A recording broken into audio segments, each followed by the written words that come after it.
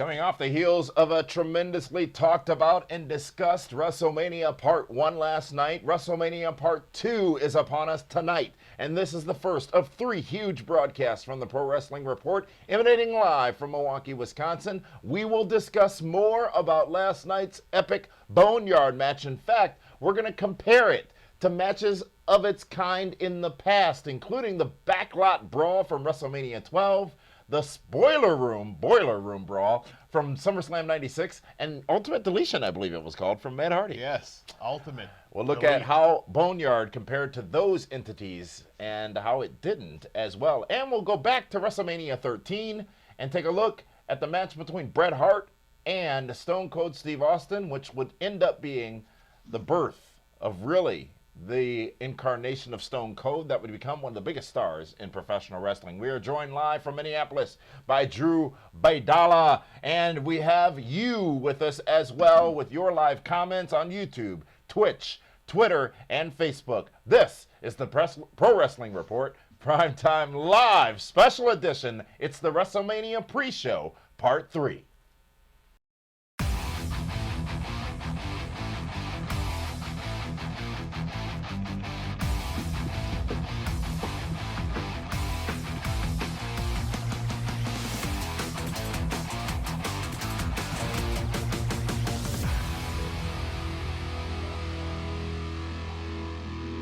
Welcome, ladies and gentlemen, to the Pro Wrestling Report Primetime Live Special Edition here on Sunday, April 5, 2020. It is the traditional WrestleMania Sunday. Damian Nelson sitting alongside David the Octavius, the Tiberius, the alleged Backyard, one-time knockout, straight-edge hardcore Hall of Famer hero. David. Yes. How are you here on a Sunday afternoon live? I'm preparing for the WrestleMania. The WrestleMania? The WrestleMania. It's the WrestleManias. That was yesterday. Yesterday was preparing for the WrestleMania. That was WrestleMania. Now we're preparing for the WrestleMania. This is WrestleManias. Yeah.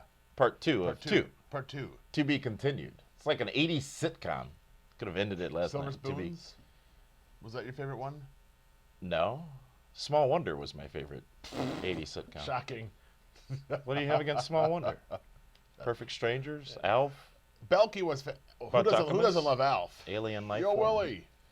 All right, thank you so much for joining us, folks, and thank you for joining us live on our chat channels. We've got several active engagers right now on YouTube, on Twitter, and on Facebook. Welcome Martin Duffin, Bill D. Streeter, and Shakif Ali, amongst many others, joining us live. Thank you for joining us. We have a lot to talk about here today, as WrestleMania last night surprised and delighted. But WrestleMania tonight has the potential to do even more. Andrew Baydala is with us from Minneapolis. Andrew, we had reaction last night, so people got a chance to hear what we thought of WrestleMania. But give us your top-line assessment of WrestleMania 36 Part 1 last night from the Performance Center. Started slow, ended great. I thought the telecast pay-per-view live stream was fantastic. I thought that the Styles Taker match was excellent. It was cinematic. It was exactly what we were looking for. Strowman and Goldberg, it's a story for a different day. But I thought the show overall was very, very well done, and it was exactly what I expected it to be. That ladder match, people need to respect what those gentlemen did for no crowd, because they could have phoned it in, and they certainly didn't. So I was delightfully surprised for yesterday's show. Well, I'm not sure Braun Strowman versus Goldberg is a story for another day. It's a story for this day, at least from you. Braun Strowman's the new WWE Universal Champion, a lot of fans have wanted for a long time, yet it's sort of been hit with a bit of a thud in the wrestling universe. What's your take on that title change last night? Well, you called it, and I didn't, and I don't think Dave did either, but I think it was very... Because I'm the smart one. I think it's very strange. I understand Braun's full-time, Goldberg's part-time, but my biggest concern with this whole thing is, now where do you go with Goldberg? I have no problem with Braun Strowman being your WWE champion, but man, oh man, just like Dave said, Goldberg's done. They have gotten every penny out of Bill Goldberg. There is no more money left to pull out of Bill Goldberg, because he's even in Saudi when people don't want to go. Exactly. Yeah, he's not. He lost to a guy that lost to Sami Zayn a couple weeks ago. Okay, But he lost to the guy that has not. What been are you able saying to about win. Sami Zayn? He has not been able. Braun Strowman has yet to win the big match, and he did it convincingly on Bill Goldberg. Braun Strowman has beat John Cena several times. No, he has not. Back in the day. Yeah, I think more recently, Braun's been kind of. I agree. I mean, losing to Sami Zayn and then you go over in the World Heavyweight Championship I don't like match. all this Sami Zayn hate. It's not. I love Sami Zayn. hate. I thought that match No, was you fantastic. are saying something by saying losing to Sami Zayn, losing to Sami Zayn. I hear the underlying tones there. Well, I mean, I wouldn't read too much into that. The only thing I can read tell you is too much into everything. That's true. Don't we all? Don't we all? You go from beating one of the most prolific, high-profile world champions in wrestling history, and then a month before that, you were losing to Sami Zayn. To me, it just that the parallels don't meet. They just don't meet. Thankfully, wrestling fans and wrestling in general has a very short memory, because I'm sure in a couple of weeks from now, unless Sami Zayn says he should be the #1 contender, which he absolutely should, considering he is the Intercontinental Champion Reigning right now. and defending. But again, this was bad business. There was no payoff. You did not get full investment back on Bill Goldberg this time. It wasn't the match we were supposed to see. Yeah, Everything but I was mean, out the window.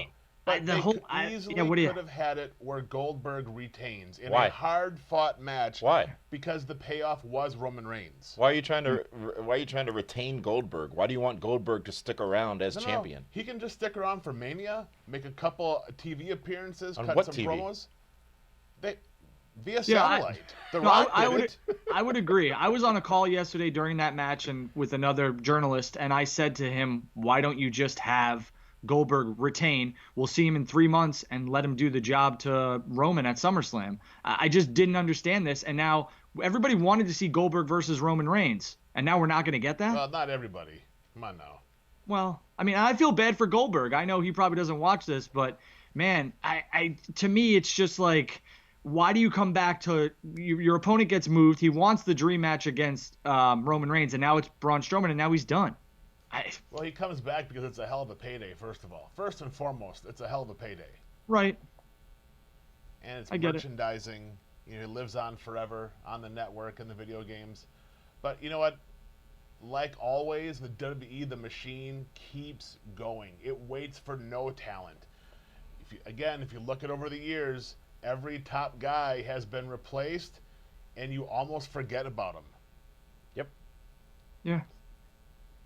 Well, thank you for your thoughts on WrestleMania last night, Drew. Looking forward to WrestleMania Part 2 tonight. And David, as we talked about last night on Reaction, last night's show, there wasn't that cliffhanger we speculated may exist, but there was actually, in the tremendous nature of the overall delivery of the Boneyard match between AJ Styles and The Undertaker at WrestleMania last night. It was something we've never seen before, something we may see again in a certain degree tonight. But as I say, we've never seen the Boneyard match in the way it was presented last night before. We've seen some similar outings from wrestling companies in the past. And what we want to do here today is compare last night's Boneyard match to some similar conceptual matches that have occurred in the past. And there are more than I thought there were, David, of matches where they didn't happen in the arena. Mm-hmm. It was a gimmick match, if you will. They had a chance to not have to cater to the live audience as much as to present a video presentation, which, of course, last night's Boneyard match was, but there's a couple more. And the first I'll go back to is the matchup between Rowdy Roddy Piper and Goldust at WrestleMania 12. The first time WrestleMania went Hollywood in Anaheim, it was the Hollywood Backlot Brawl match. And this, well, I mean, leading up to it, it was a great story between Goldust and Rowdy Roddy Piper. Piper's crazy, we knew that. Goldust was unorthodox, we knew that. These two in this backlot brawl on a Hollywood backlot was actually quite tremendous at first. And then it got quite corny, a word a lot of people used to describe the Boneyard match last night. Let's frame it up for you. It starts Very physical. Very, very, Very physical. physical. You've got Goldust pulling up in the gold Cadillac. Then you've got Which Roddy was supposed to jump out of the way and waited way too late. Talking to Goldust about that match, he said he almost killed Roddy that Piper. would be later when Goldust ran him over. And Piper jumped on the hood, obviously, got out of the way, and Goldust hitting the trash can. But before that all happened, it was a very physical altercation between the two, as it was a backlot brawl. It was really good, actually, and they were stiff as crap with each other. I mean, Piper was laying those punches in to Goldust's head. Goldust would then try to escape. Then the aforementioned collision occurred. And then things got interesting because they exited scene, if you will. And then we had the matchup between Stone Cold Steve Austin and Savio Vega in the arena with cut-ins to the vehicle that Roddy Piper had jumped into. And Piper had jumped into a Ford that was white, that was called a Bronco. And this was 1996. Soon after, a certain other white Ford Bronco had been seen traveling down the streets of Los Angeles. And by the way, who was that? It was not another. He wore it was gloves the too, same right? one. That guy, he wore gloves? He wore gloves, and interestingly enough, Pro football I don't know if player? you noticed the details, Roddy Piper had a single black glove on during that matchup. This got But interesting. his fit, right? His I fit. don't know if he was acquitted or not, but this matchup was, again, started off tremendously great. Very, very different. Very, very unique. Difference here is you had a live crowd in the arena watching on the big screens. You had Vince McMahon and Jerry the King Lawler on commentary, but things went way south, way fast before they would go north again later on in the evening in the Arrowhead Pond of But they had Anaheim. to fill time, is what it was, and that's why they had all the cutaway scenes to OJ and the Bronco running from the police. Fill time, you mean because they had left in vehicles, they couldn't just come right back into the arena. Exactly, and plus, you can't have the arena full of people with nothing going on in it for that long for that kind of a match.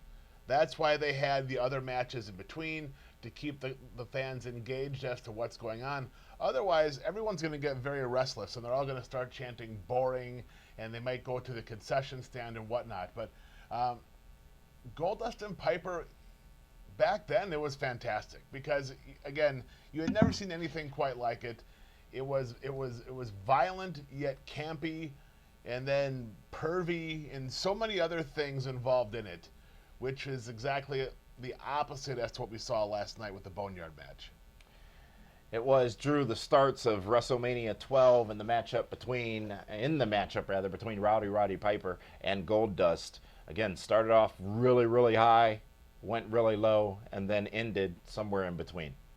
Yeah, I love this match. I know that people dog on it all the time, but I enjoyed it. It was something different. It was kind of ECW-ish before ECW was, big. Correct me if I'm wrong, and both of you might know this or might not. I don't know. Is that match supposed to be Razor, Scott Hall, and then the whole WCW thing happened, or was this match always going to happen? I don't recall, actually. From what I understand, talking about it with Dustin over time, that was always the match it was supposed to be.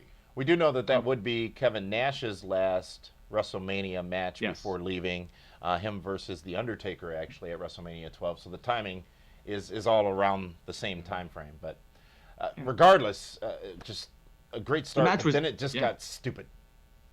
Yeah. It was edgy, though. For the time, it was very edgy. And then, yes, I agree, it got stupid. Yeah, I don't, the whole, chase, I get it. I get what they were trying to play on. I mean, if you watch this pay-per-view like I did as a kid, before this, they dogged on Macho Man Randy Savage and Hulk Hogan. So they were trying to, and Ted Turner, they were trying to play on all things pop culture, and I get it. That's what Vince McMahon does. But that whole chase scene was very, very cheesy for me. I gotta say, watching it back now, it's much more cheesy, much more corny, if you will, than it was watching it in '96. And I was at the Pond. I was there. So you talk about the live crowd experience, Dave, and I would say there were two matches that happened that year that were like this, because the Boiler Room Brawl would happen at SummerSlam. We'll talk about that in a minute.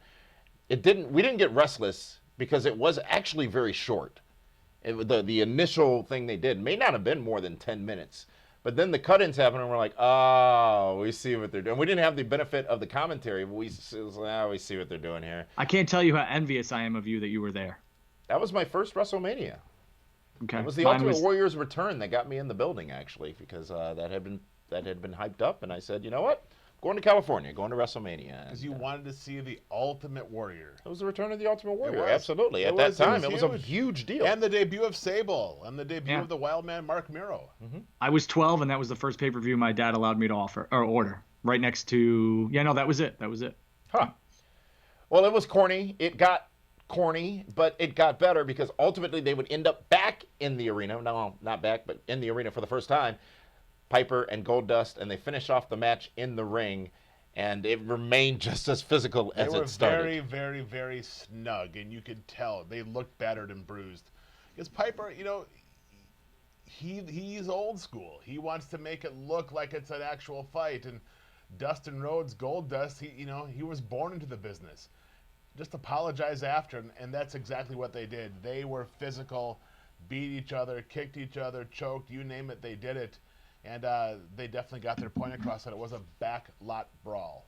So compare this Hollywood backlot brawl overall in its presentation and its delivery to last night's Boneyard match between The Undertaker and AJ Styles, barring new technologies that made last night look so much better. I mean, I'm gonna do this for my superhero fans out there.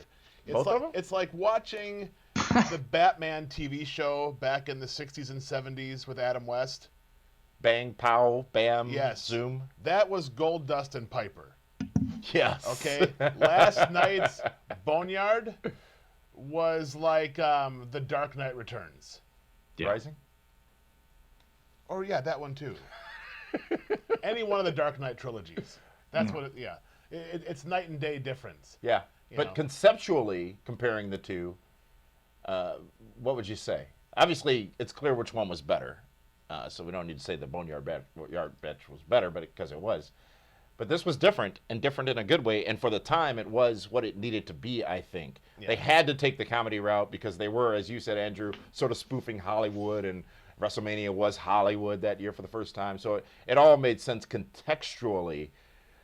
But this wasn't new. I'm sorry, this was new territory for WWE, and I thought they executed very tremendously. You know what? They did. And in both matches, took care of the business at hand. Last night, I watched the Boneyard match. I was torn because it was an amazing spectacle, but then yet it looked fake because there's background music and just magic, like film magic was going on. But when you step out of it and say, okay, they've been saying that professional wrestling has been sports entertainment for the last 10, 15 years, well, okay, you can accept the fact that, yes, it wasn't your traditional wrestling match, and it was done really well. If we're not in the situation today with the coronavirus, this match never comes off like that. Not Boneyard match? It never happens. Because there's no way you could take the audience away from the stadium and have them watch a screen for almost 30 minutes. A stadium, possibly. Andrew, comparing these two matchups, what do you say? Hollywood backlot brawl versus the Boneyard match last night at WrestleMania 36. I think in 1996, this Hollywood backlot brawl was excellent for its time. I know, again, cheesy at times, but they were in Hollywood, like you both said, and they were going to play up on that whole OJ thing. And I have always dug that match. So I'm not going to sit here and tell you that one was better than the other. It's pretty obvious. Like we all said, the technology has come so far. So with that withstanding, the Boneyard match, in my opinion, was probably the best cinematic thing the WWE has ever done outside of a ring. The only cinematic thing they've ever done. Well, the Marine was pretty good. That was a movie. Same thing. We saw a movie last night. We saw a short film.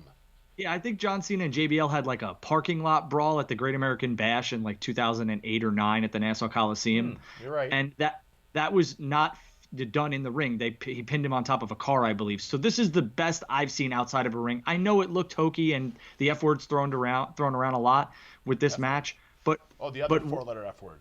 Yes. How else would they have gotten this done? I mean, they gave you a glimpse too. You might get AJ and Taker at SummerSlam or another big event because AJ's hand was out of the dirt. I don't know, but I don't think there was any other way to pull this off. But this lays the foundation for a possible Sting and Taker match with a lot of gaga. John Orchard makes a good point from across the pond in reference to the Goldust Roddy Piper match that told a story throughout the whole of WrestleMania, at least a very good portion of it, John. And the Styles Taker situation was one match. I would say this to that, and to the points you guys just made. They have never done this, and they have never had the opportunity to do this. And many times when challenged with current situations as we are in now, you're forced to think differently and think outside the box. So why not have done this? And difference between then and now is back then they were doing it essentially for a live pay-per-view audience and a live arena audience. The difference now is everyone knew going into it that it was going to be a pre-taped event. So that threw all of the expectations, I guess, out of the window. And if it looked fake, I mean, we're watching professional wrestling.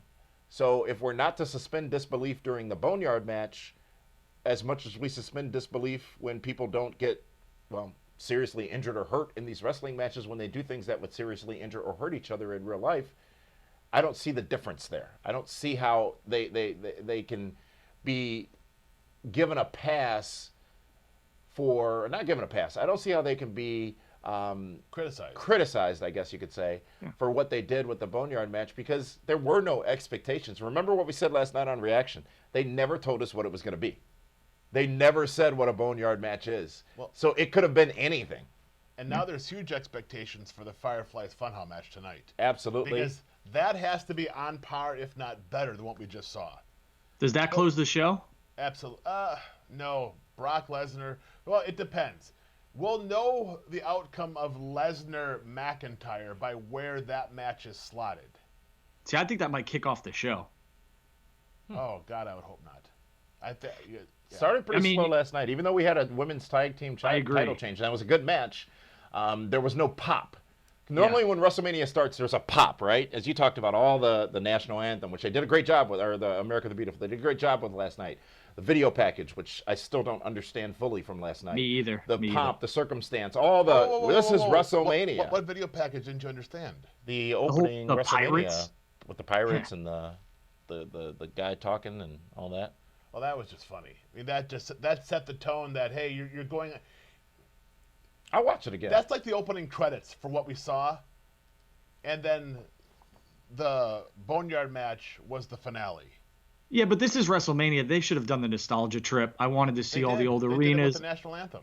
No, I get that, but I just, for me, I couldn't get behind that whole like fake Jack Sparrow stuff, and they did touch on that. It was just too much for me. It was too much. I couldn't follow it, and then it just maybe because I didn't want to follow it. But to the point, there was no pop. There was no, oh my God. There was no Daniel Bryan losing in 28 seconds to Sheamus. There was no Hogan, Austin, and Andre. There was Goldberg doing a job in 2 minutes and 13 seconds. In the middle of the show. We're talking about as the beginning of the show. But here's the thing. If they would have started off with something like that in the first match, that then truly sets the tone that the show might just be, putting no effort into it.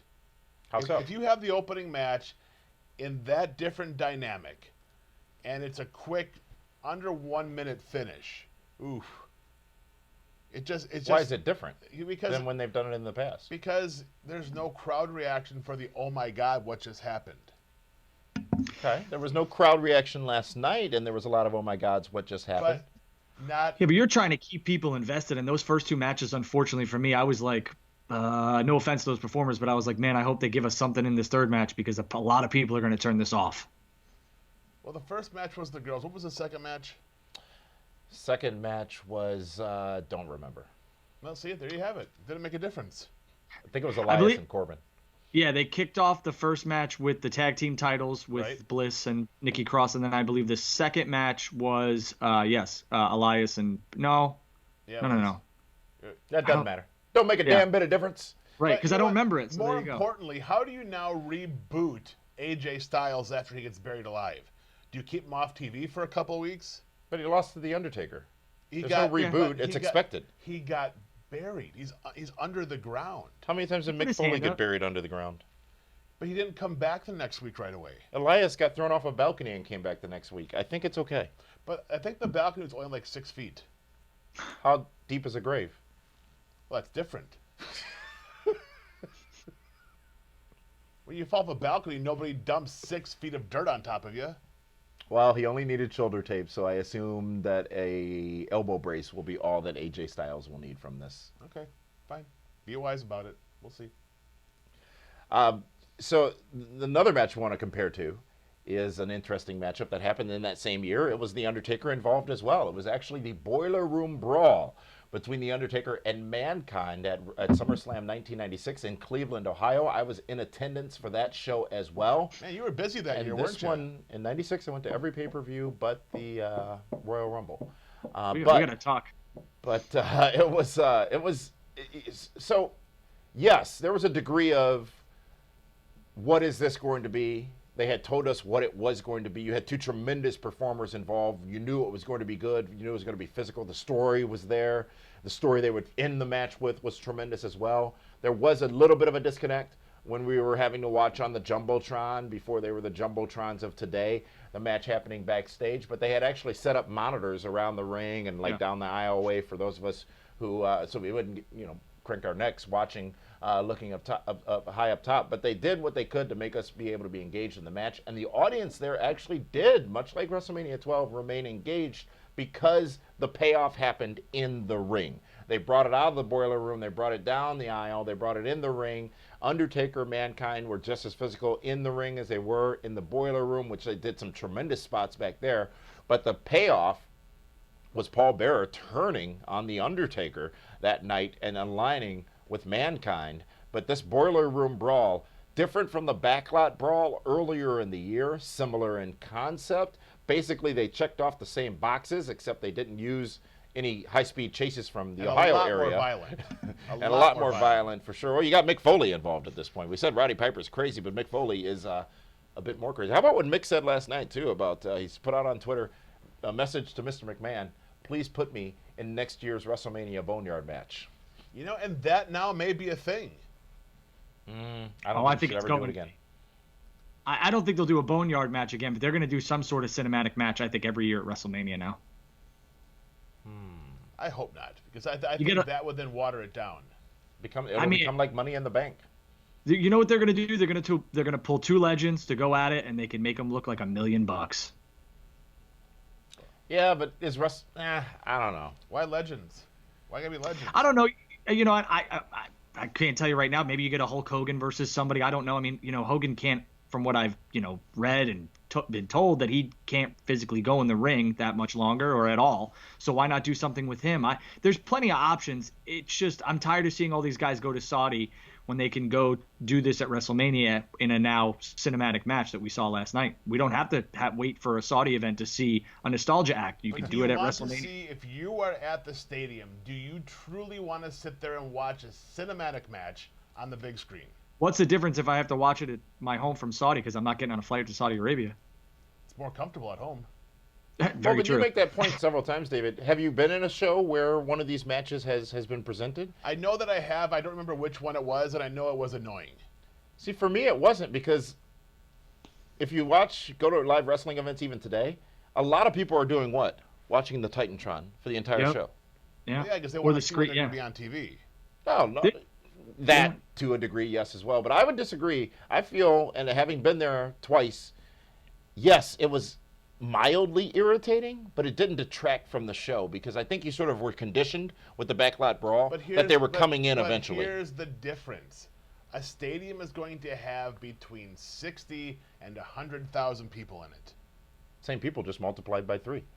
Yeah, you can have them come through the crowd and have the ending in the middle of the ring so you can get everyone's pop. But I'm with Damian. I've been to a couple shows where they do this, and if you look around during a show that doesn't have this type of distraction or match, there are kids, adults, and they're all standing there looking up at the screen like that. None of them are actually watching the in-ring stuff for the most part. I think it's different than the point you're making, though, Andrew. You're saying this cinematic presentation would work, where they're never in the arena. There's no connection to the fans. I think you do have a challenge then, because you don't have a payoff, if you will. So perhaps the old formula mixed with the new formula of the Boneyard match becomes a hybrid of what they can deliver in the future. But I also say, and want to ask you a question, you wait for the Saudi shows? I don't wait, but I'm saying like for that Taker Goldberg match, I was excited for it because it was a dream match, and then that match happened. You know, The Shawn But that Shawn match Michaels would have return. happened here in the States. Would have been a difference. Well, I don't know if that match happens in the States. I'm not going to go into any sort of like details on how they book the Saudi shows because I don't know, but it seems like they get all of the dream matches because it's a big payday. Yeah. And realistically, does the WWE care how that show comes across? That's a question and an answer from them. I don't know. But you know, there's a couple things about the Saudi shows, even the Australia shows, is I care less. I mean, No, I I'm really with you just on care that. less about them. No matter what they're presenting on the card, I'm not tuning in on noon on a Thursday to watch it. And then if I don't Yeah. watch it live, I've lost It's interest. spoiled. Yeah, it's spoiled halfway through the day anyway. I totally understand what you're saying. For me, I try and wait till about Sunday so I have something to watch on a Sunday night when there's not a pay-per-view or there's not sports. But I agree with you. They're like glorified house shows. That's all I they just are. watch them for the pyrotechnics, to be honest with you. Oh, that's Yeah, it's you like bombs fantastic. going off in Saudi, don't you? I like pyrotechnics Oh, okay. going off at any professional wrestling show. Jeez, man. So Boiler Room Brawl versus the Backlot Brawl versus the Boneyard Match. David, how do you rank the three against each Backlot, other? bone, and boiler. It's like, Backlot, Whoa. Bone Broiler. Whoa. yeah, it's all bees. Is that like What channel the is song, this show the on? guys that sing "Wake Up, Wake Up, Wake Up"? It's the first of the month. Bone Ye- broilers yes, and yes, backlots. Yes. Bone boys and something. I don't know. Whatever. Bone Thugs and Harmony. Yes, that's exactly it. Leave it to Drew to figure that one out. Boom, boom, boom, Um, boom, boom, you know what? boom, boom. Last night, great way to end night one with that match. But if we're going to talk about the Boiler Room Brawl, Just compare. they haven't done one since, have they? No. No, they haven't done a backyard brawl since, have they? The No, backlot. they haven't. Yeah, the Yeah, they backlot. did the ultimate deletion thing with Matt Hardy and Bray Wyatt and Jeff. And they haven't. Right, but it's been one and done. We'll compare that next. And I think that's kind of what's going to happen with the Boneyard match because it only works with the Undertaker. Well, to the point of all those matches, they only work with the players involved in the story being told at the time. There was a reason Taker and Mankind went into the Boiler Room. There was a reason that Roddy Piper and Goldust had to have the Backlot Brawl. It was those big payoff matches. AJ and Undertaker, the reasons were different, but the theory still applies. And I think you have to make sure that reason exists and not manufacture it. And I'm interested to see what the future holds because this was a unique situation. Do they take this and the success of it and say, we did this that year and it was great? Or do they take it and the success of it and do what they've done in the past, which is capitalize on it going further in the future? Because while we're asking each other to compare these three matches, there is no comparison between the three matches. We're talking about two of them that happened 24 years ago, and another that happened several years ago, 3, 4, 5 years ago in the deletion matches. This was a completely different scenario, closer to those deletion matches though than the two matches we talked about previous, which is why we'll compare that next. But before we do that, Andrew, comparing the three, the Boiler Room, the Backlot, and the Boneyard, what do you see different between them and the similarities between them? Well, I think to everyone's point, the Hollywood Backlot Brawl and the Boiler Room Brawl were similar in nature, but they were also, a little different. I think the Boiler Room Brawl is better than the Hollywood Backlot Brawl, and I think the Boiler Room Brawl is the closest thing you can compare, I guess, to this Boneyard match. The thing I'm most intrigued with is because this is a character you could do it with, and not to go to a different thing, but if Bray Wyatt's Firefly Funhouse match with John Cena comes off fantastic, you could do that at any event with any legend and have Bray Wyatt end in the middle of the ring with his sledgehammer standing on top of one of those legends. But to compare the three, again, there's nothing I've seen that compares to the Boneyard match, and I think maybe we'll see that tonight, maybe another comparison with that Firefly Funhouse match. But out of the three, I give the edge to the Boiler Room Brawl. That's one of my favorite matches. As you see, we've been sharing some of your comments as we are live on YouTube, Facebook, Twitch, Twitter, and taking your comments as we go. I think one thing needs to be said in regards to comparing the Boneyard match of less than 24 hours ago of matches of more than 24 years ago is the honeymoon is still here for the Boneyard match. And there's no hindsight yet. There's a lot of hindsight and a lot of more criticism that can be applied to the matches that happened in the past. But one great point made by a YouTube user here, Shakif Shafiq Ali, who I think we've been hearing about quite a bit lately on the show, says a cinematic match at WrestleMania Goes Hollywood will be on the card. Now, we do know that they are taking the Hollywood approach next year. In fact, the name of WrestleMania is WrestleMania Hollywood. They could be back in the same boat and be able to do it again. They didn't do it at 21 when WrestleMania went Hollywood, but if they wanted to again next year, they might have a free pass, given the fact they're in Hollywood. Back in 21, they didn't have their own film division. Now they do. Mm-hmm. It's a big difference. Yeah, they threw a Piper's Pit in there with Hogan and all that, and Austin and all that other stuff. So they tried to do some sort of, but yes, I understand what both of you are saying. Thank you for that comment, and thank you for all of you commenting on our social media channels. The final thing we want to compare last night's Boneyard match to is the Deletion series of matchups. We saw one in TNA, correct? Yes. And we saw one in WWE, and I argue the one in TNA was actually better than the WWE one. It hands down better. But one other match just popped in my head. No, never mind. Did the Wyatts do something? Yes, with the Separate? New Day. Yes. With the New Day. With the New Day. Yep. Should we forget about that? Yes. Thank you. So the Deletion matches compared to the Boneyard match last night. The Deletion matches, they're the ones that started the trend. Yeah. You know, I mean, I remember watching the very first Deletion match, and I'm just sitting like, oh my God, this is so bad that it's fantastic. Because you just never saw it before. And that's kind of like how I felt last night. But Matt and Jeff Hardy put together a spectacle with TNA, Jeremy Borash, Vanguard 1. Very similar to what we saw last night. I mean, you can pretty much put both of them on the same level. The only true difference is WWE has a way bigger budget for those kind of matches than what TNA had. Yeah, and sometimes that gets in the way, though. Because if you just have money to throw at it, if you have a film division to throw at it, the creativity is not as clear. I'm not talking about the Boneyard match. I'm talking generally speaking, you have that. Last night watching the Boneyard match, you can obviously tell they spent all the money on that match on the special effects, not on the script. Right. Yeah, I agree. You know, and the funny thing is you mentioned Jeremy Borash for the Ultimate Deletion match. I wouldn't be a tad bit surprised if he was your producer or agent on this match. There's because no question that he was. Yeah, I mean, He's an NXT guy. Yeah, he okay, so then had his fingers on that match. And it makes sense because it was very, very comparable and it was very well done. And I think that's a testament to him and the performers in it. But think about it, like you guys just said, WWE has a bigger budget. So Jeremy Borash could do more with WWE than he probably could with TNA. And I think that was shown last night in that Boneyard match. Comparing the two, Boneyard versus Deletion. Well, that's a tough. Better? What would you say is worse? That's a tough one. I think we are seeing the Boneyard match because of what we saw from the Ultimate Deletion. I think that was, the stepping stone to this match. So I'll go with the original, and comparing them. Man, it's tough. I think the Ultimate Deletion, for what it did for the business and the industry at the time, I think it's hands and foot above the Boneyard match.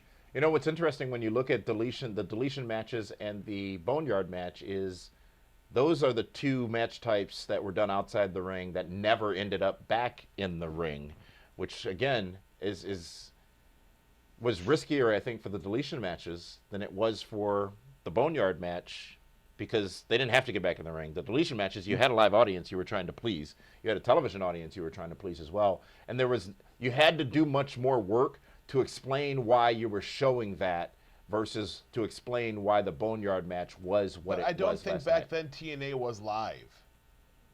They weren't, but the audience was neither live, was WrestleMania. meaning the audience had tuned into a wrestling show. So why am I watching this stuff outside the ring? I think is something that definitely had to work harder to explain than had to explain on WrestleMania last night. You know what's insane is how well received both of these matches are in front of no fans and never stepping foot in a ring. They're both so far have been well received. Well, they're both so far very different. And I think, again, we talk about, if anyone's gone to school for journalism, one of the things they teach you is a special effect is not a special effect if you use it too much. And if they go to the well too many times in this or make it a WrestleMania staple, I fear that. Because then it could take the Money in the Bank route and become its own pay-per-view. And you said, David, if you wanted that, just watch Lucha Underground. And maybe there's a market for it. Maybe this is, the world's changed. The world's changing. Maybe we come out of this with another show and it's these types of matches, but we don't know. And I thought it was fair to compare those four matches, those four match types, if you will, And it seems like the resounding result of that comparison is that the Boneyard was better than them all, but I still caution that by saying the honeymoon's not over with the Boneyard match. No, agreed. And again, the only way the Deletion match worked and the Boneyard match worked was by the main person that match was built around. Broken Matt Hardy. Hit with his cosmic deities or entities or whatever it is. And then with the Undertaker, it's the Phenom. You know, so if you put an AJ Styles against a Daniel Bryan in that match, does not come off the same way. Oh God, no. So that's why you have to be very... What about Ricochet? As Prince Puma, I think Ricochet could have pulled it off. Because he'd be like a superhero character. But 24 hours later, the heat is still real. it's not heat. Not at all. But that's what you have to be wary of. I mean, before people say, hey, yeah, let's make this a WrestleMania match every year. No, you need certain characters, participants, to make that match work. And Undertaker or Kane or The Fiend are really the only three guys that could have pulled that off last night. Christmas only comes once a year, except in that one Bond movie. Yes, agreed. James Bond. People have been asking for the Undertaker to retire for years now. So do you think this is their way of presenting the Undertaker, keeping that character and not having to put him in the ring? No, you can't come back with it again next year. You can't. Well, I think the argument or the conversation about Undertaker's retirement is one that we should probably just stop trying to have, right? And we talked about frequently on this show how he should have, when he could have, when he didn't, when maybe he should have. We don't know when, and maybe he never will. Maybe that's the character, or the dead man doesn't have to retire. He's already dead. I mean, he's not going anywhere. Yeah, I mean, if I was him, I wouldn't want to retire. Everyone still loves him, and he could still go. So. And they found another creative vehicle by which they can use him, and maybe in sparse uses, it could work. But the story's got to be right. There's got to be a reason for it. Fans are going to want this again. And we're going to come out of this weekend. They're going to want this again. They'll be disappointed with the sequel. Exactly. Yes. Have we seen The Last of the Dead Man? Have we seen The Last of the Dead Man? No. Yeah, that character, is that done, or do you think we're going to see this, or is this another reincarnation?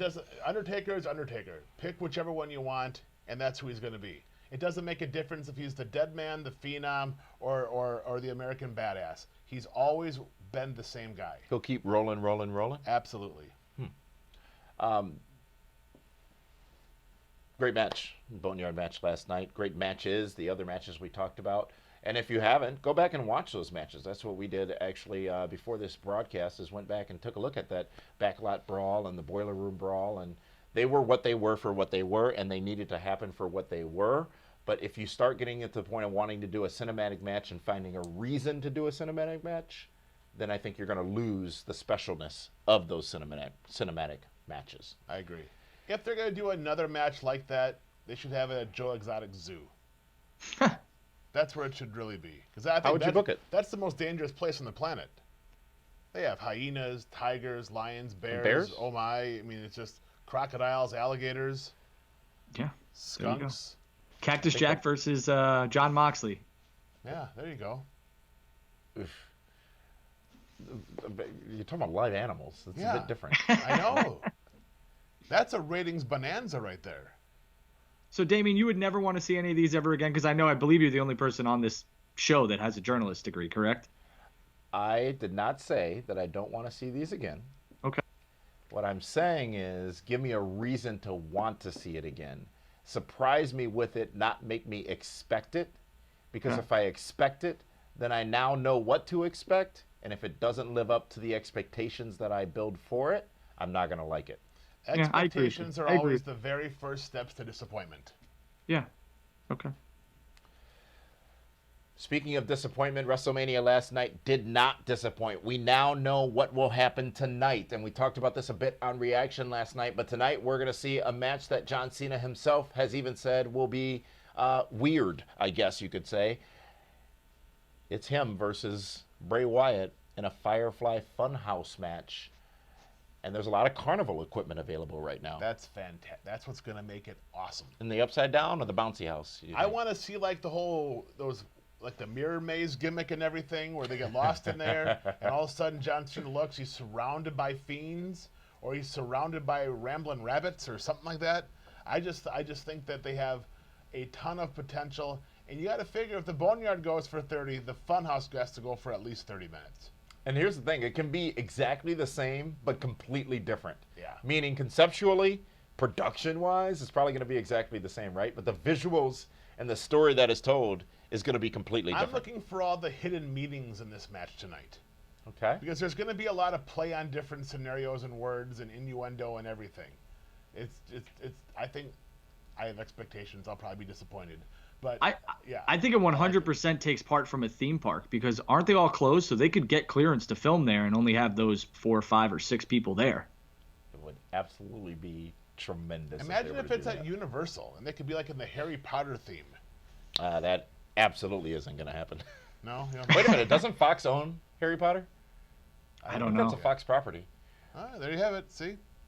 Yeah, but that J.K. Rowling or whatever, the Well, Disney and Universal have been closed before the WWE filmed this, correct? Yes. Listen, It's not going to be, as much as we love to see Disney, it's at like some Sideshow Bob's. There's a lot of actually smaller, very good theme parks and amusement parks in Orlando. That's a great point. Yeah. There's haunted houses, there's fun houses. It's a tourist area. Ooh, I bet you it's in a Waffle House.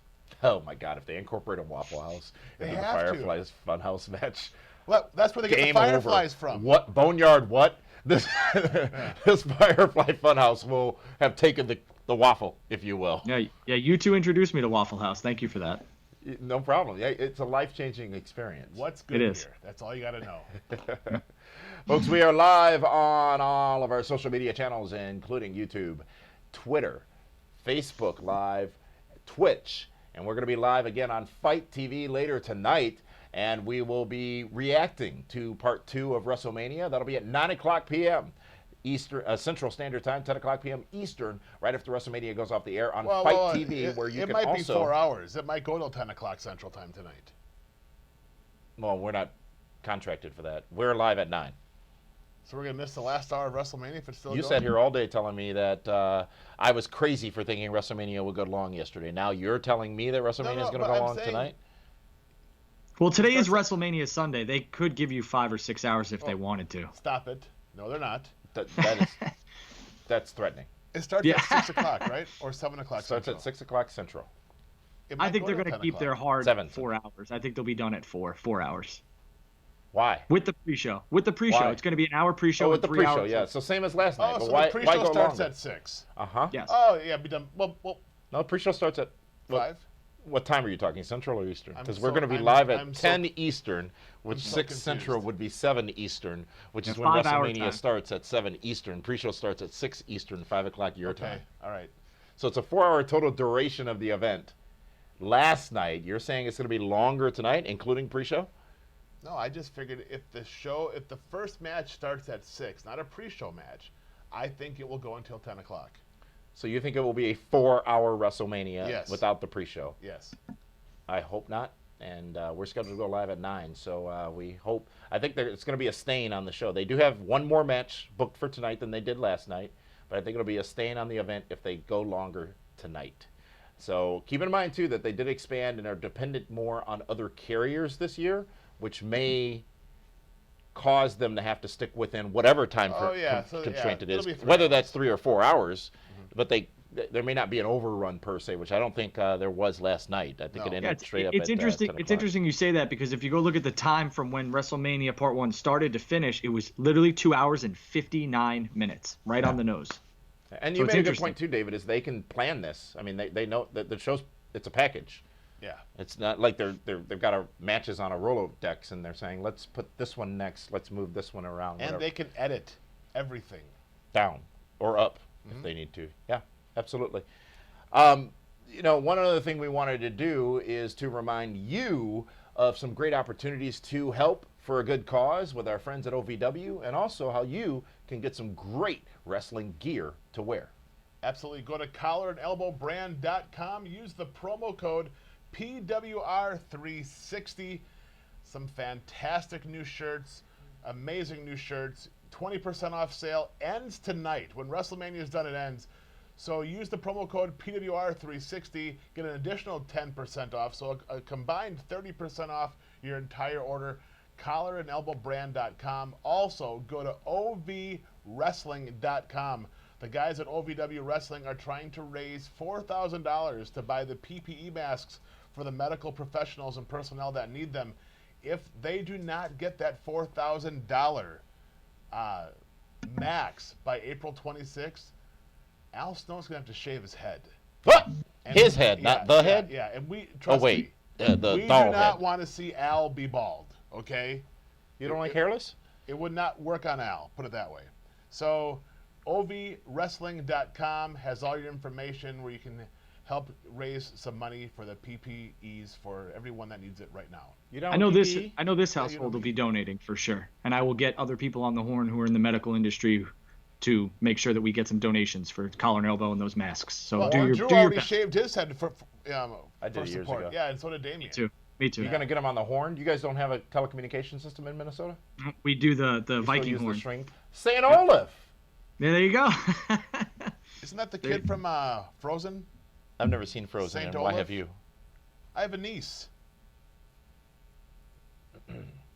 Sure, Folks, we that's said the we were reason. also going to look back at some WrestleManias of past today, and we're going to do so quickly just to get them out of the way. This worked out perfectly because after rewatching back WrestleMania 13, there was a lot less to talk about than we thought there was to talk about. But one thing that was significant at WrestleMania 13 in Chicago at the Rosemont Horizon at the time, the place that has hosted 3 WrestleManias, 2, 22, and 13. Yes. Austin versus Bret the Hitman Hart. It was the infamous double turn. And David, you have a theory as to why people think this match was. Let me start again. This match was great. This match was fantastic. Yes. I was there live for that as well. It was so Jeez. special. It was so awesome. But the reason is not as obvious as we may think. Bret Hart gets a ton of credit. Austin gets a ton of credit. The double turn gets a ton of credit. But that match had a different reason for exceeding our expectations, David. Well, the reason why people liked it so much was because of the double turn. It was because it made Stone Cold Steve Austin the future face of the company. It turned Bret Hart heel. And that was really it. I mean, it was a solid wrestling match. The guys did fantastic. But there was really no pressure on that match to be great. What do you mean? It wasn't the advertised main event. Okay? Which was but Sid I versus mean, Undertaker. It was Sid and Undertaker was the main event. So Bret Hart, of course, the best there is, best there was, best there ever will be. And there's an up-and-coming Stone Cold Steve Austin. So there weren't a whole lot of expectations that Steve Austin was going to have a great match. And they did. And it surprised everybody. And I think that's why everybody's like, oh my God, it was great. Because, again, you had no expectations. There was no elephant on the back of that match where they had to perform, where they had to make it work. There was a special guest referee, though, in Ken Shamrock. His debut with the company. Jacked up Ken Shamrock. But, you know, I know Drew loves this match. He's a Bret Hart guy. He loves Steve Austin. Match. You love it. It is a great match, but to have that in the conversation in top 5, not a chance. I couldn't Really? disagree with you more. Well, Please I don't disagree with him expect you more. to. First of all, they already had a match. They had a match at Survivor Series 96, which tore the Garden down, okay? So they did have expectations. It was a good match. It was a good They had- match. they But had Survivor Series expectations. 96, a lot happened on that show. Yes, one of my favorite shows. And if you were at that one, debut of we The need Rock. to talk. Yep, yes. We need to talk off air if you were at that show. But with Bret Hart and Stone Cold Steve Austin, that match turned both superstars and made Bret Hart one of the biggest heels that the company had, and it was his best character. And then Austin was off to the races. This match did more for both of them than I could say any other WrestleMania match. I know you're Hogan and Hold on, that's fine. So, but what you're saying, but are we saying that the match from bell to bell was the best, or are you now adding the effects after the match as to what it went off into? I'm adding everything. The crowd was You can't do that. We're talking about bell to bell. Is it a top 5 or top 10 match of all time at WrestleMania? It's the top match. It's the top Wow! WrestleMania. Bold It is statement. the- Shots it is fired. But again, he is including A, B, C, and D in that. He's So then- not just going for the body of work. He's going off of, well, that match made Steve Austin 316 and Stone Cold. I've got to challenge you here, David. On you're behalf of telling me- Andrew, you said that part of the reason that Rock Hogan Thank was you. so big is because of the significance it had on the business. It did. This match had a big significance on the business but as there well. was no pressure on Austin and Bret Hart. This match was never supposed to happen. This was supposed to be Shawn and Bret. Neither was Hogan and Rock. Okay, because it was supposed to be Hogan and Austin, right? It was never supposed to happen. Hogan was never supposed to come back, as WCW was never supposed to be sold. Okay, I mean, if we're gonna go that route, sure, I understand what That's you're saying. That's the same logic you're using. But this match, bell to bell, is better than any other match in WrestleMania history. You want to take out the crowd, you want to take out the entrances, you want to take out everything. This is the best match, the best body of work in the history of WrestleMania. Which match had a better crowd reaction? Austin. You just told me not to have a crowd reaction. But that's in between the bell to bell. Everything that encompasses the bell to bell. This match. This match went through the crowd, came what back. What match sold the most tickets? Ooh, that's tough for 13. This wasn't in a stadium. This wasn't in a stadium. It doesn't matter. Okay, hold on. Were more people at WrestleMania 13? Oh, come on. The building was bigger. The building was bigger. You can't ask that question. No. Go off of percentage. Go off the percentage. Both were sold out. 18,197 at 13. So, out of 10 people, how many people went there to see Bret Hart versus Steve Austin or Undertaker versus Sid? All of them. I hate to break it to you, but I wasn't there, but I could tell you that nobody cared about Sid and Taker. And the only match on this card that was even like halfway promoted was the Nation versus the Road Warriors and Ahmed Johnson. So please, everybody came. It was a very weak WrestleMania that year. It was, but here's what I will say, and you may have. No, actually, I don't think you watched that match with me. There were a ton of Austin 316 shirts in that crowd in Chicago that year. Because that was after he won the King of the Ring. No, right, but you're asking about the audience investment in that pay-per-view and how many people bought or went to the pay-per-view because of that match. You can easily say there was a lot of NWO and Hulk Hogan shirts at WrestleMania when it was Hogan versus Rock. I totally, if you're giving everything, that Hogan Rock match was insane because Rock came back, or Rock beat Hogan, and then Hogan came out the next night, and the fans wouldn't let him be a heel. But you're not allowing that to be the case here. You're talking about bell to bell. Here's what he's done successfully, Andrew, and you fell for it. He took the question of bell to bell content of Austin and Bret Hart and turned it into a comparison of the match Austin Hart to Hogan and Rock at 18, and you did it's not even on the same stratosphere, but you fell for it.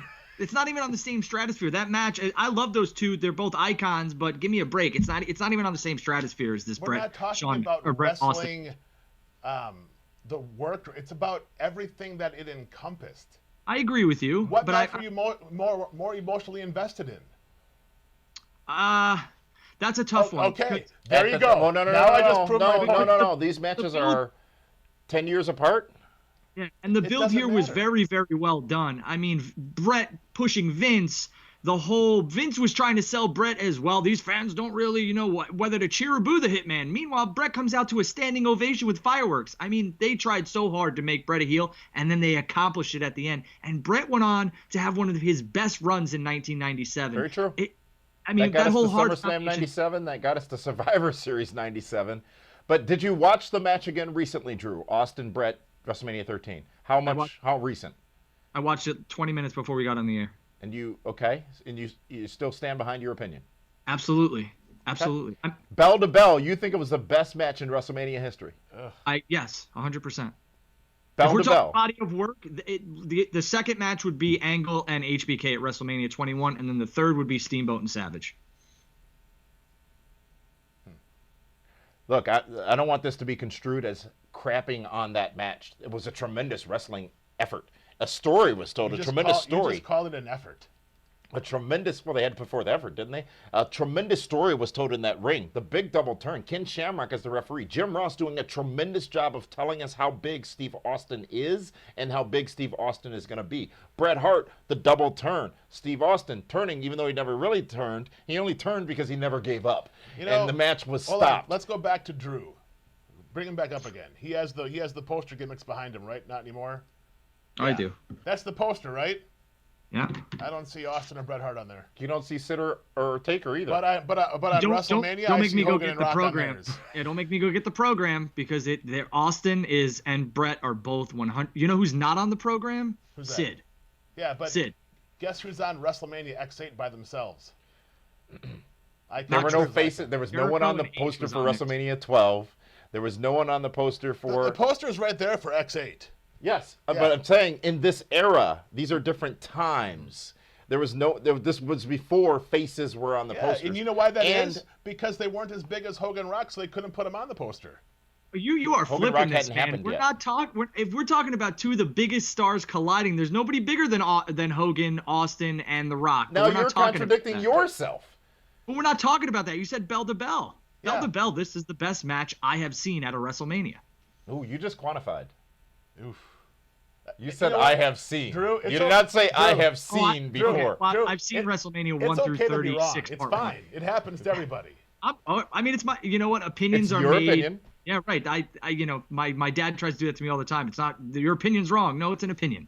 Look, it's I an opinion. asked you, and we are in overtime, ladies and gentlemen, so thanks for sticking with us. But I did ask you when the last time you watched the match was. I asked because I watched the match again today as well, and I said, wasn't as good as I thought. It's still a great match. It started Still- off hot. They Yeah. went to the crowd. They beat each other up.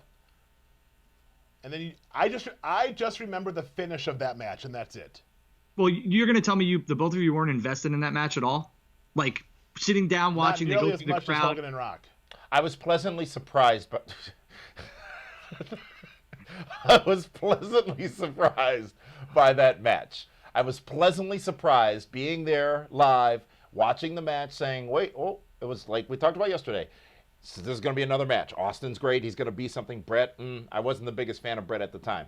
So I wasn't as invested in the match. But as the match progressed, as it happened, as we got towards the end, as Austin kept doing great and greater and greater, I then got invested in the match. And then when the match ended without Austin giving up, they had me.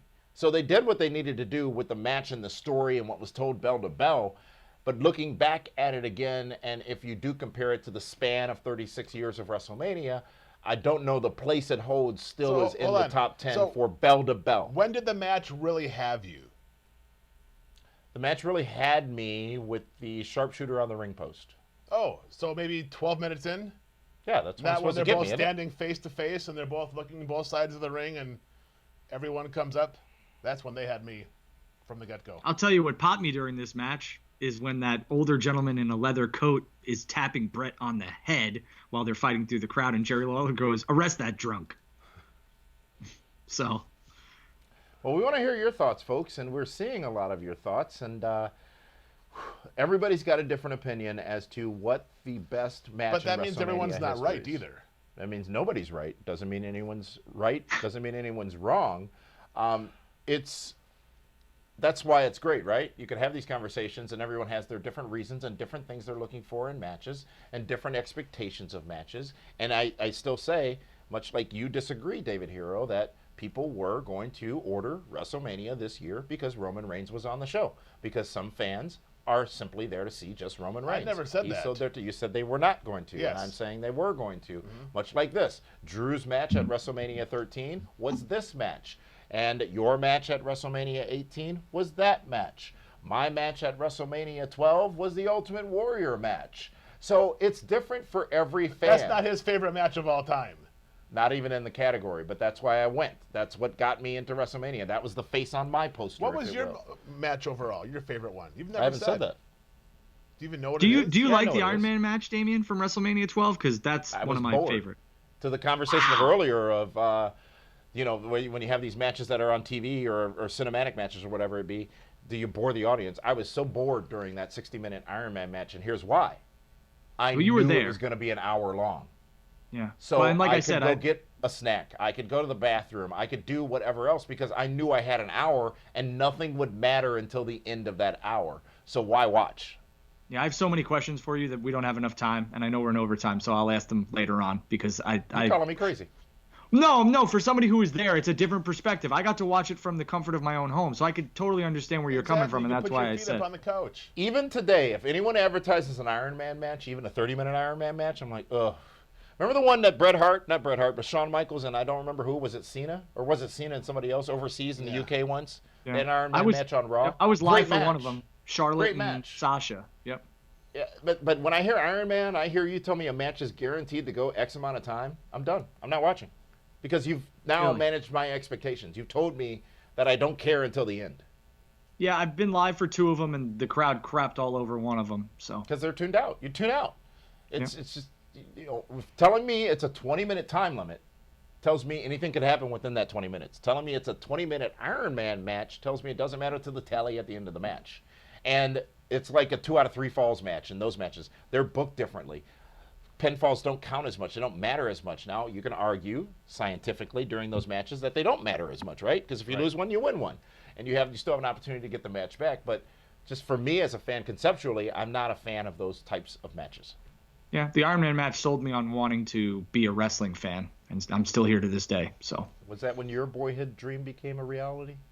I was always a big Bret Hart guy, but There it is. Sean- See? That explains Sean- everything. Sean winning the title was cool, but it was Bret and then Sean for me. These were the days when I truly thought that Bret Hart was pure evil. I said it In on this 96? broadcast for many years. In 96, in 97, in 98, in 99, in 2000, in 2001. Why do you feel that in way? 2002, in 2003.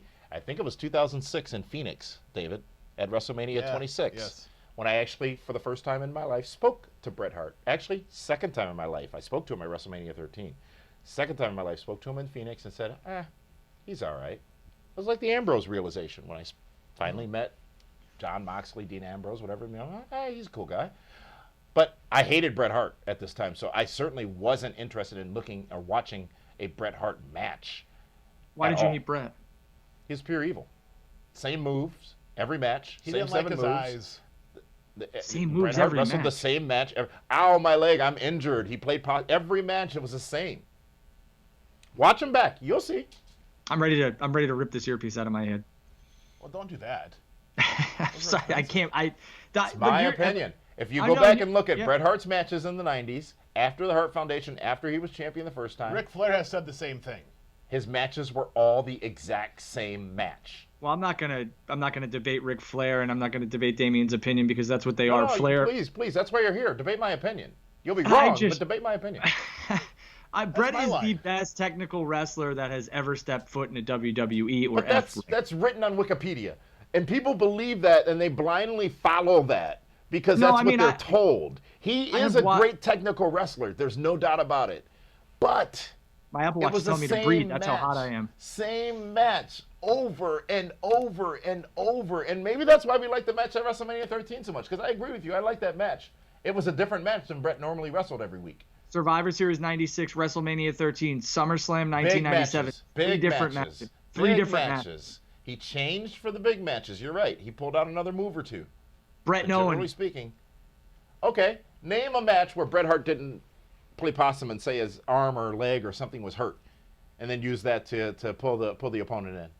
Tell me a match where he didn't do that. A Kiss My Foot match between him and Jerry Lawler. Fair enough. Okay, fair enough. And if then that means that I might be onto something with Bret Hart wrestled the same match every single time Except Jerry Lawler. That'd be it. in a Kiss My Foot match. Yeah. That was King of the Ring, wasn't it? I believe it was. And 94? then another one I could do is Diesel versus Bret for the title at Survivor Series 95, I believe it was. Okay, we got 2. I'll give I mean, you an hour or so to come up with the rest. So, look, it's everyone's got their favorite WrestleMania match, right? Some people are going to say the Boneyard match from last night is going to be their favorite. Many people right now are saying that match is their best match in WrestleMania history. And Many they're people wrong. right now. And they're wrong. Well, no. It's the point of the honeymoon period. It's still new. It's still fresh. It's what have you done for me lately? Thank you, Miss Jackson. But that will change over time. My match has evolved over time. Quite frankly, I was much like many people out there, and I said until one night on ESPN Radio when we were doing the Pro Wrestling Report, I said for a long time, Savage Steamboat was the greatest match in WrestleMania history. Why? Because I'd read that, and then I watched it. Actually, I never watched it again. I said, you know what? That was a good match. All the reasons I read, people said it was the best match. Best match. And Al Snow said, you're stupid. Al Snow said to me on our show on ESPN Radio several years ago, I don't know if you remember this, David. Of course. What was the best match or the biggest match of WrestleMania 3? It was Steamboat Savage, because I'm trying to be smart. No, it was the match that drew 93,173 people into that building, Hogan and Andre. Horrible match. Wrestling match, bell to bell, not good at all. But it was the match that drew people. And I think you can admit, David Hero, WrestleMania 13 didn't have that match. Bret No, and not at all. Austin. The whole card, the whole card was weak. You know, going back to Drew's point about best technical wrestler, right? You love that technical wrestling. How No, I really great- don't. I really How don't. well I just did I love. CM Punk do when it was him versus Daniel Bryan? What pay-per-view was that at? Remember when I don't remember. nobody cared? Technical Wait, hold wrestling up. You're is gonna tell me great. CM Punk's not a good worker? Oh, he's great. Him and Daniel Bryan are probably, two of the best at what they do. But at the same time, the guys that draw the money are the characters, not the technical wrestlers. Yeah, if we go back and look at Bret's body of work in his career, he didn't. I think Kevin Nash outdrew him as champion. So I mean, we don't. It's just whatever sells. I understand. I'm not that big of a technical guy. I know what sells and what doesn't. You could tell who they're going to put the title on. For the most part, 9 times out of 10 isn't the best technical wrestler. So I understand it. It's just for me, Bret Hart told excellent stories. And he was a fantastic wrestler who could have a good match with anybody, much like Shawn Michaels. Kevin Nash sells more tickets than Bret Hart probably could ever.